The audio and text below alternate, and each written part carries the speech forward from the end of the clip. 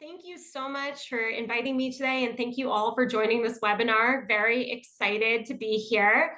As I mentioned on the call, my name's Sam Caine. I am currently the Senior Manager of Net Revenue Management for US Deodorant at Unilever.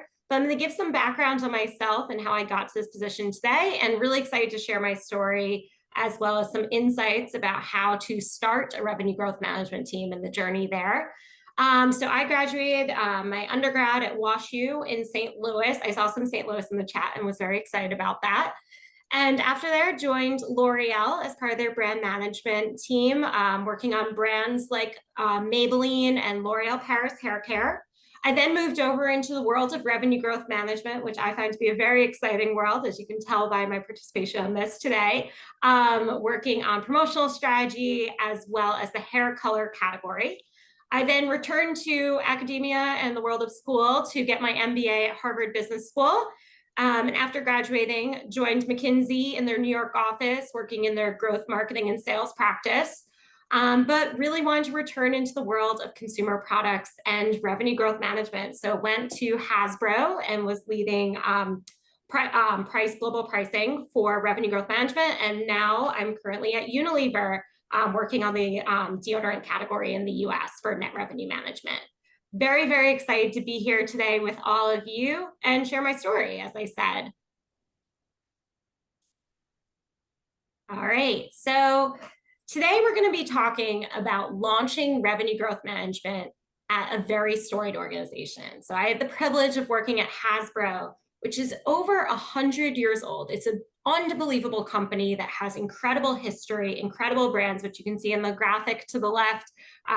Some fan favorites from childhood like Play-Doh, Baby Alive, My Little Pony, Transformers, G.I. Joe. These cater to kids, fans, adults, all in between. It's an incredible organization.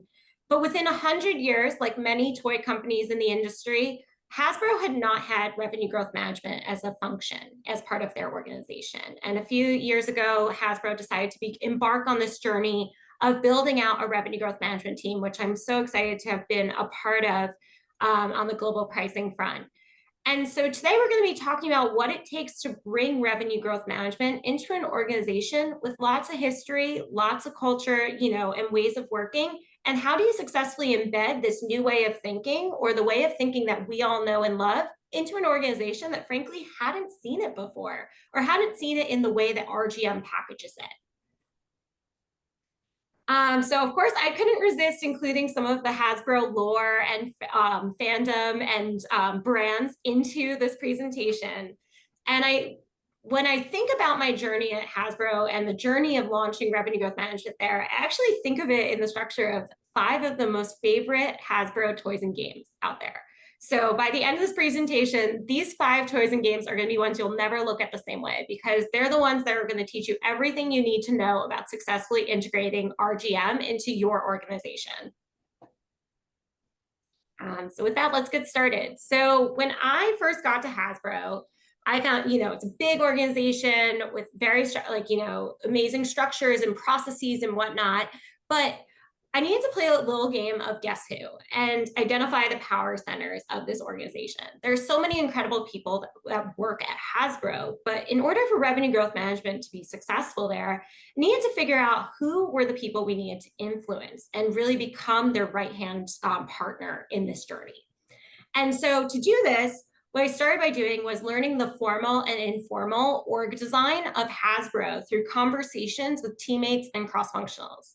I think what was really important was almost being a fly on the wall and just sitting in meetings and looking at who is talking, who is influencing, who are people asking questions to, who are they looking for approvals from or insights from.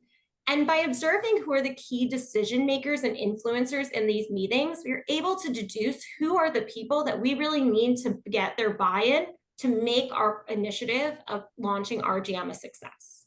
So in the world of Hasbro, what we found is that marketing is the key power center of Hasbro. Marketing connects all the cross-functionals, and it plays an outsized influential role in decision-making.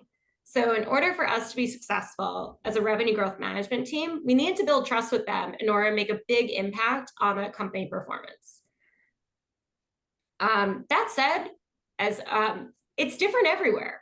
So I think We John start with chime in, or Mario. Yes, sorry, I'm here. Our first interactive poll. So let me quickly pull that up. Here it is. So popping on your screen right now should be the question: in your organization, which group has the most influence over commercial decision making? And for everybody joining by phone, I read out loud the answer options. A, brand marketing teams. B, sales commercial teams. C, finance revenue management. D, cross-functional committees actually. And E, other, and type it in the chat if some other group has the most influence over commercial decision making. We have a participation rate of 62% right now. Let's get this to 70%. We'll wait 10 more seconds. We have a total of 150 people in the meeting today. Thanks you all for joining. And last chance, and I'm ending the poll now and sharing the results with you, Samantha and Mario. What do you think? Wow. So there's a little smattering of everything. For those that can't see or can see, the vast majority is coming from sales and commercial, 54%. But there are a pretty sizable amount that are coming from cross-functional committees. That's really cool, at 21%. But brand marketing is 12%. And then finance, RGM, 10%. We got 3% others. So some of you are in some unique scenarios too. But what I think this is really reflective of is every organization is different. So getting to know your org is going to be really important in order to be successful in launching this journey, because it's not all the same. And I can say, as someone who's worked at a few different companies, and each one has had a different structure. This one happened to be the way Hasbro worked, but that's not necessarily true for everyone. Yeah, absolutely. And I think what we also see across organizations is that ultimately you need to bring the most important people together at one table, right? So that's also what you shared, Sam, on building trust with marketing, and essentially it's the RGM team's role and function to communicate between the different stakeholders, align, and then ideally influence the decision in the right ways. But ultimately it's typically a cross-functional effort in the end. For sure. Awesome. So once you understand who the people you want to influence it are, you need to understand how to speak their language. So I like to take inspiration from Furby, one of Hasbro's beloved and notorious products, and learn how to speak some Furbish, which is the language of the Furbies. And in order to do that, there's three ways that I like to go about doing it. The first is working in consumer products. A lot of times it's really important just to walk our aisle. And by that, I mean physically going into key retailers that sell your product, but also digitally. Obviously, we're in a very omni-channel environment. So going online, going onto your key web retailers as well, e-retail is key. So going on there and understanding what it's like to shop your product. Who are you appearing next to? Who are your key competitors? How are you merchandised? Even seeing how people are shopping in the aisle near you. Are they taking a lot of time to look at the package? Is this a routine thing that they have on their list and they're throwing it in their cart because they do every week, every month, etc.? But really getting an appreciation for what it's like to be your consumer, but also understand your category. The reason why this was so important at Hasbro is our marketers, our brand managers really live and breathe the categories they work in. And they have such a deep appreciation and understanding of what they do. And it's absolutely incredible. But to build trust with them, I wanted to show that I also could appreciate and understand where they were coming from. And that my recommendations as an RGM team were going to take those nuances into account, the nuances that they cared about. And we were not going to cover up over that. So once we really walked the aisle and got to understand the category, the next important part was learning the right terminology to talk about those experiences. So at Hasbro, we work in the world of toys. So instead of talking about dolls, really being able to differentiate that Barbie is a fashion doll, Baby Alive is a nurturing doll, Polly Pocket's a playset doll. you know, unless you work in these categories, those aren't usually terms you use, but every category has their own technical terminology that you need to get an appreciation for. And by using that terminology, it shows a level of respect for your category, but also deep understanding that you're going to take those nuances into account. This helped build a ton of trust with our brand teams and our marketers, and something they really valued, and was able to improve communication with them. And then finally is the fun part. It's embracing the lore, which Hasbro has a ton of lore, a lot of brand history, but every company has history and a culture and a reason for being of their products and their processes. But getting into that's kind of fun.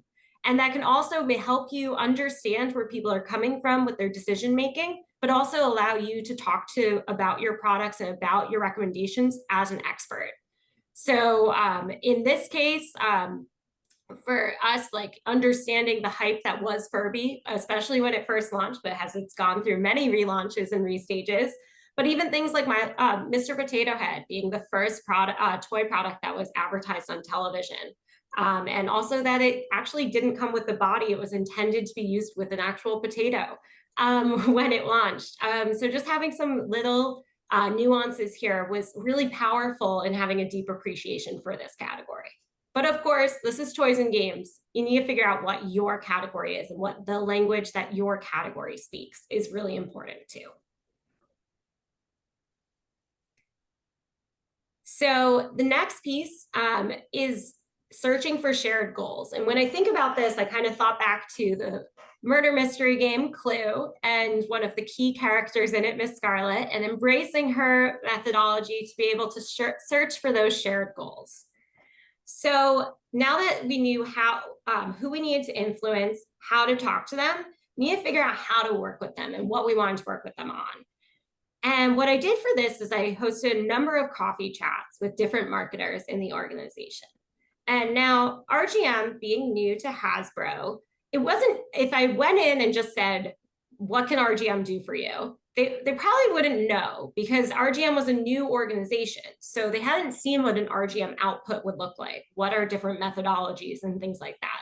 So instead of talking RGM in these coffee chats, what I really did was talk about them.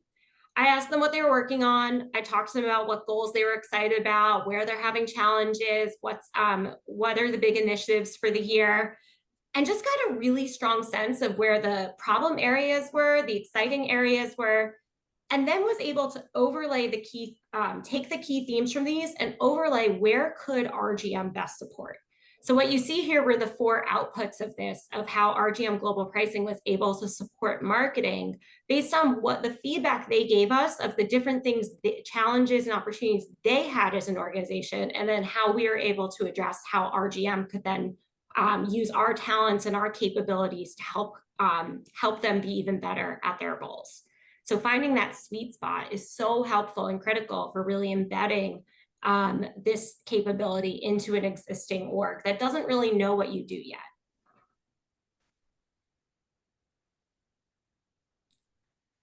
And now it's time to actually take some actions.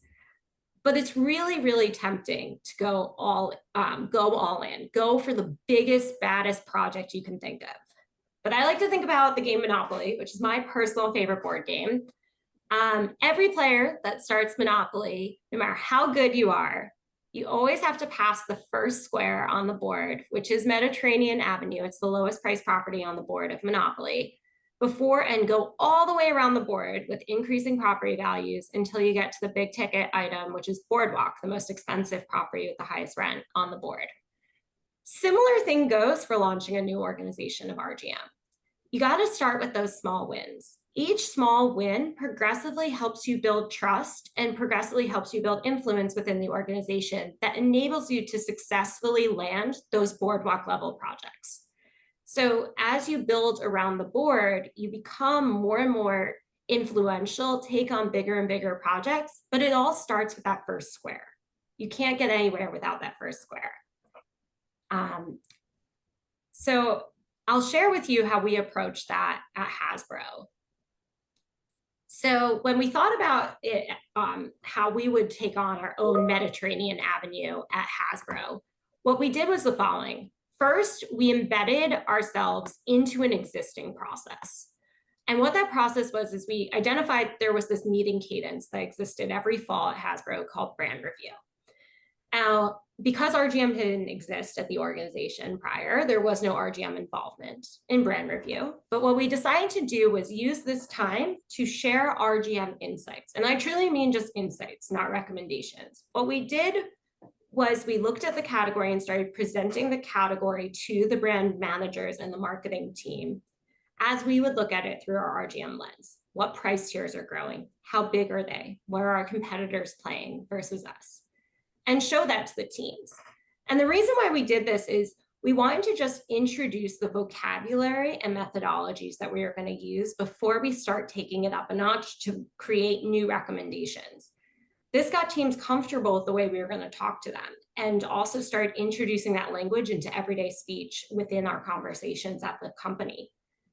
I think what was really interesting was the way the teams responded. Some teams took it in and started using the language, but kind of left it at that, started embracing it, and that was where they were on their journey. Other teams started to really ask questions and started to get at the recommendations. They were really, really excited and engaged to apply this right away. These became almost our RGM champions within the organization. People that were really excited to take these new skills and methodologies in and embrace it sooner. From here, we were able to take one of those teams that on the journey that was very excited about RGM and putting it into practice on our next step of our journey. So moving along the Monopoly board. And with them, we are able to introduce price pack architecture or PPA methodology into some of their new IP development, which was a very exciting project to get to work on. New IP development is more common in the world of toys than many of our categories that we work on, but it is a unique opportunity to introduce new pricing architecture from a clean slate, which is a lot of fun. Awesome. Yeah, Sam, maybe just briefly, because I really love the game Monopoly, so I have to comment on this one. Yes. What I've seen working as well is definitely selecting, let's say, those small wins first, identifying them, and then, of course, trying to implement. What I've also seen working is taking exactly these steps in maybe the most important market category business unit that is relevant for the business. Because if you're, let's say, relatively sure on that something's going to work out in the end for the business, taking this, let's say, a rather smaller adjustment, smaller change, implementing it in a high revenue, high volume market also gives you a bigger uplift. So you can also take the ROI perspective for your leadership. Is it something that you've seen working as well? I have. I think it's just how you frame your small case. Small case can be small project or a small case can be focused market. It's all about how it's going global with the biggest recommendation and doing everything at the same time is hard. But narrowing your scope, whether it's smaller recommendation with bigger audience or bigger recommendation, smaller audience, can help narrow that down. So I've seen it both ways. Awesome. Right. Yeah. So as I mentioned a few times now, RGM is new to Hasbro. So things like price pack architecture is new, but that's especially new in the world of toys and games in a category that doesn't have traditional price per volume. If you think about it, many of our categories live and breathe off those volume curves, but toys doesn't have that. So we need to think about a way to apply price pack architecture and explain it into a category that frankly doesn't have that in a natural sense. And what we did to do this was we started by just showing true academic versions of what price pack architecture is and teaching it. And the teams were really excited about this because this is something maybe they had seen in an academic setting or something at a different company, but they had never necessarily applied it in their current work because there just isn't a price volume equation to be had here. But then what we are able to do from here is apply this PPA mindset into toys and games. And we are able to do this with new IP development.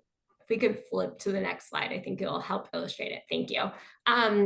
which was a new toy line. And we were able to use a modification on a PPA to create some indices with competition for how competitors relate products from one part of a line to another, and how we can create some indices against that to be able to successfully implement an architecture into our line, which was a really exciting step and helped not only internally with creating some key pricing decisions, but externally communicate those to the market as well.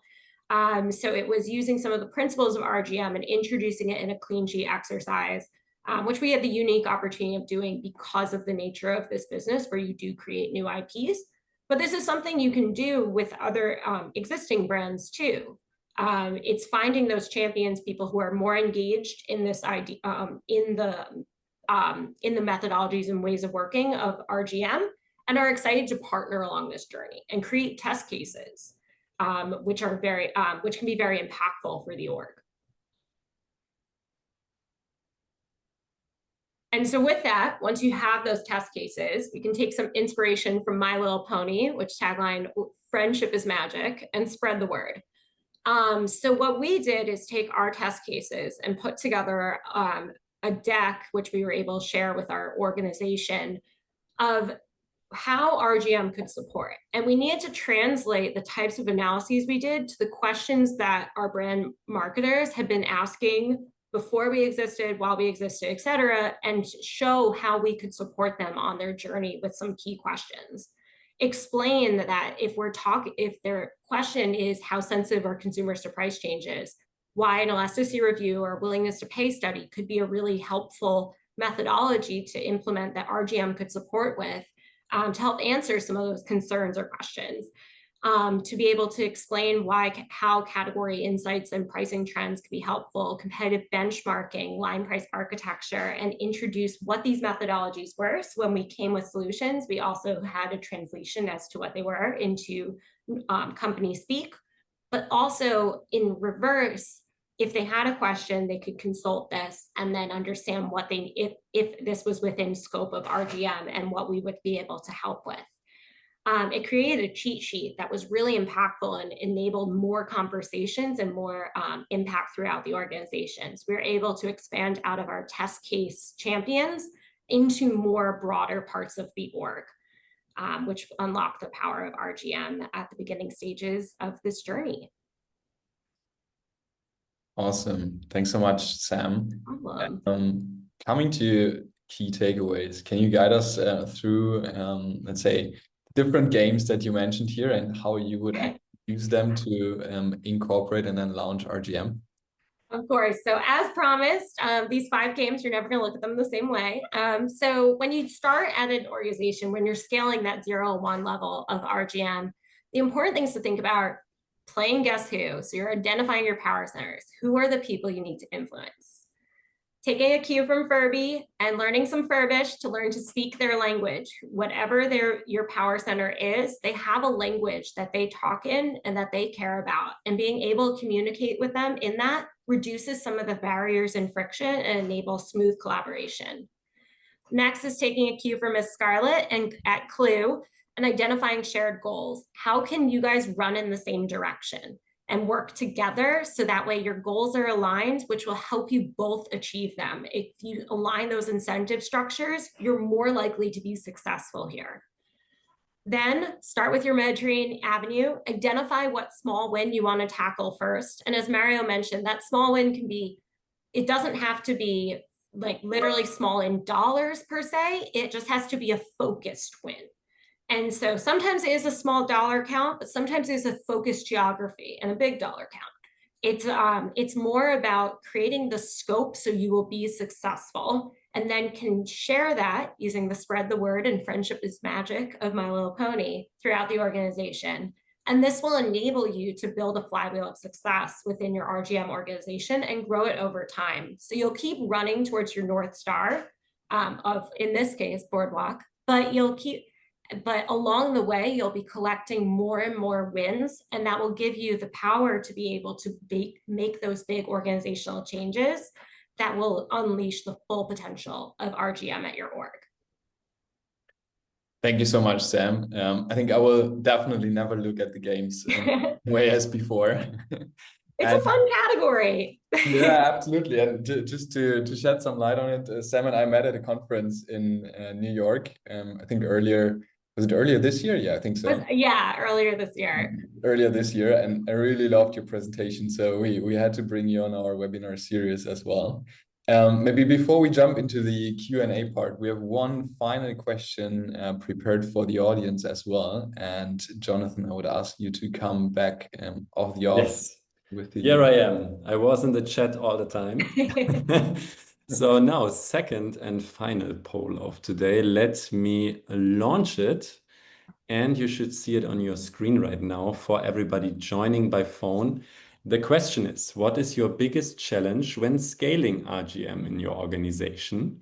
And the answer options are building cross-functional alignment, accessing and integrating data, translating insights into action.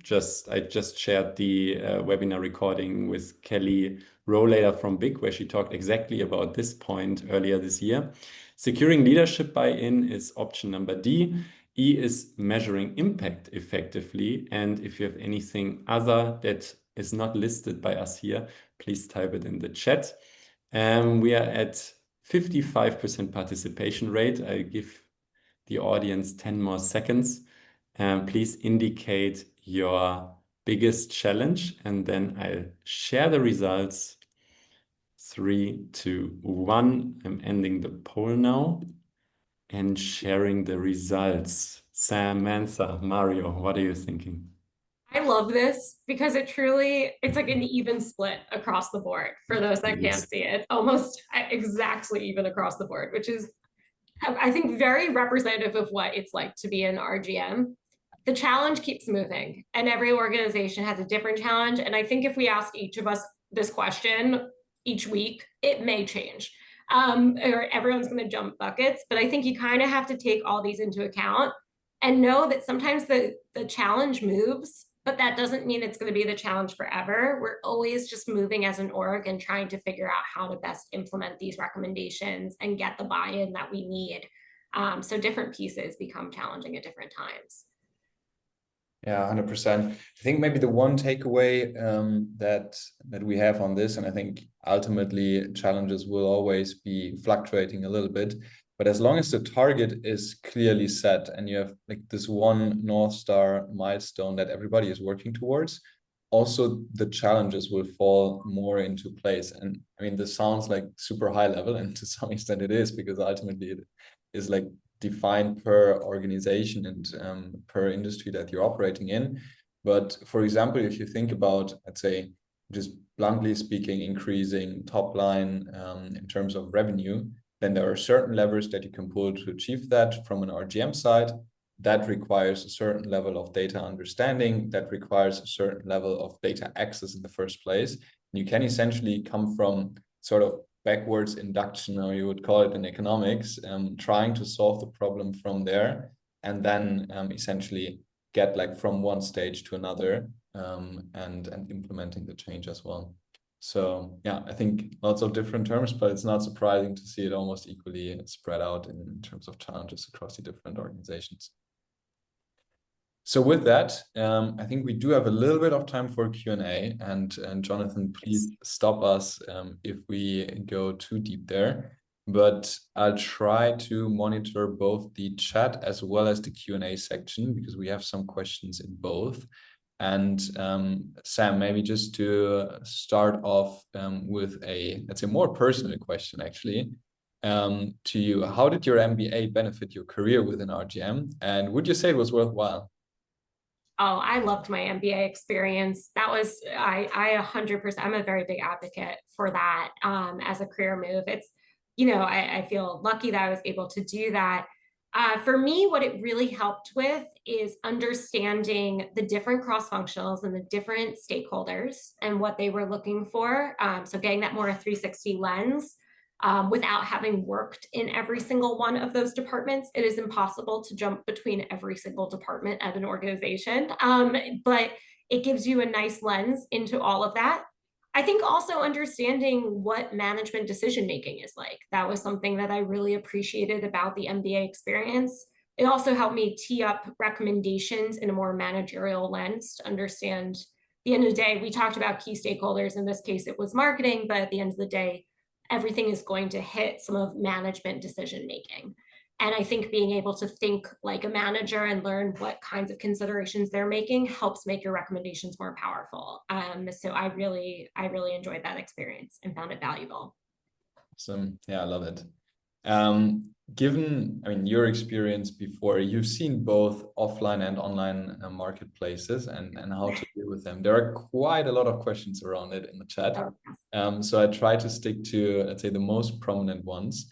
But specifically when you think about RGM as a function, and also on the one side, the data that you can use in both channels and also the tooling, what would you say are, say, the main differences between online and offline world, and how do you combine them in one holistic RGM strategy? Oh, wow. That could be a whole other talk. But I think the quick answer is the short-term reactive nature of online in a world of algorithmic pricing, in a world where you can launch products at not timing of shelf resets, which some of our categories live by. You can quote unquote touch the shelf at different times. In an online world, you can change the content, you can change what you're offering. But in a static world of the physical retail, where you really do have to take some of those things into consideration still, and then you do live by a reset, you live by the shelf price. If you want to touch a price, it does require a different level of timing and implementation measures. They do have different nuances to them. You also have an endless shelf online. You have a physical limited shelf in store. So if you want to offer lots of different bundles online, you can, and have so much fun with PPA, but then there also is a limitation when you get down to a physical shelf with how many products are actually on your store, and what are the key sizes to actually implement. I think bringing those together, though, you do want to think about how your channels interact. You want to think about who your consumer is that's going to one channel versus another. That's true within types of brick and mortar and types of e-commerce too. So it's not one size fits all. If it's a brick and mortar store, it means that the consumer is doing X. A consumer going to a convenience store is very different than a club store, is very different than a Walmart or a drugstore, thinking about that. And same with online, specialty versus, general mass online marketplaces are very different. I think creating a holistic PPA strategy is going to be important to do that, and balancing out consumer occasion as well as what are the norms of that channel, and then making sure there's appropriate mix in each channel as well. Awesome.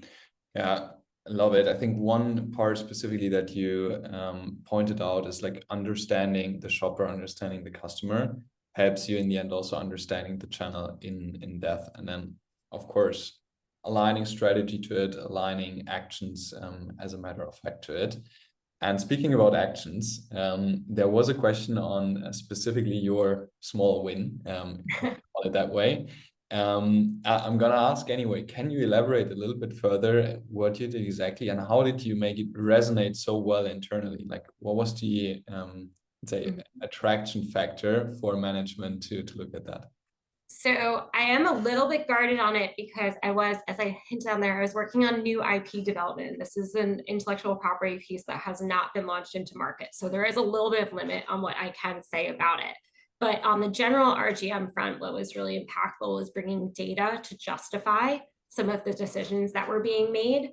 And usually the data came from true consumer insights, but also being able to build competitive pricing insights was very powerful, as they have incredible research on concept testing. That's wonderful and truly state-of-the-art, but being able to add in some of the competitive and state-of-the-art pricing insights along this way and justify it with some numbers and calculations as well was really powerful. And just show some logic behind it in a way that hasn't been brought before. though some of the modeling can be more advanced, always bringing it back to who the end user is and making sure, and by end user, I don't mean the person who's actually using the toy in this case, but actually the end user at the company, making sure they're prepared for buyer conversations, making sure they're prepared for internal management decision-making was really, really powerful and helped us land. Yeah, that makes perfect sense. And maybe just one follow-up question to that. Data then also helped you in the end prioritize your different actions, I suppose. Yes. Yeah, because it was enabling us in this case to be able to see where we had some strategic initiatives for where we wanted to land versus competition on this. And it was able to illuminate if we were actually landing there, if we were landing something different, could we change something to get there? So that was, we had some competitive insights, some retailer priorities that we wanted to make sure we hit, and some like magic price points or hot price points that we wanted to address. So this let us be able to do that in a holistic way. Awesome. Going from, let's say, strategy inputs also to execution. Two questions on that. First question is, can you share a bit more on the tooling that you've used in RGM so far throughout your career, maybe what you've been looking at, and also on the other side, how have you implemented with your retailing partners? Oh, great question. You know, tooling is, I find it personally fascinating. It's something I really enjoy talking about in general, because also just the evolution in such even a short time frame, even like in the past couple of years has been unbelievable. We've gone from true business intelligence to now we have artificial intelligence. It's amazing, and there's incredible partners like Dynamics out there that can really help along this journey with creating tooling and creating great insights. I think one thing that's important to think about is what state there's an abundance of data in this world, and thinking about what stage is your company at or is your role at and what you're trying to answer, and then finding the right solutions to help you at your stage in the journey, and addressing the, you know, because there's an abundance of riches out there, and really finding partners that can appreciate where you're at in your journey, and then also be able to provide data in the way that's going to help you with your goals, and being goal-led while you're engaging with data.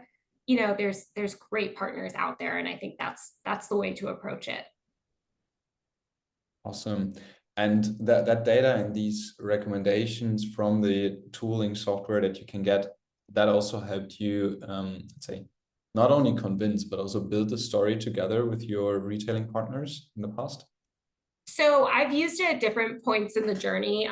The data specifically for that small win was not from it's actually very, like, you know, not so sophisticated in terms of, you know, it's really a lot of just basic pricing research of like how competitive, you know, we were setting up a price pack architecture. So it's really just understanding what was the PPA of some of our competitors.